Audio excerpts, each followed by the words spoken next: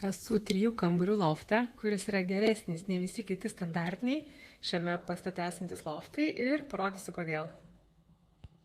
Sumontuota štai ši konstrukcija, kuri padidina virtuvės zoną ir tuo pačiu miegamųjų zoną.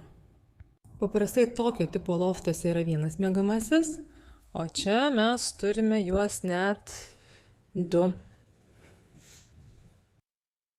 Gilintos sienos, kurios leido suformuoti drabužinę. Tad ir kitame miegamajame. Paprastai būna arba vonia, arba dušas. O štai čia turime juos abu. Šildomas grindis tambūre ir vonios kambaryje.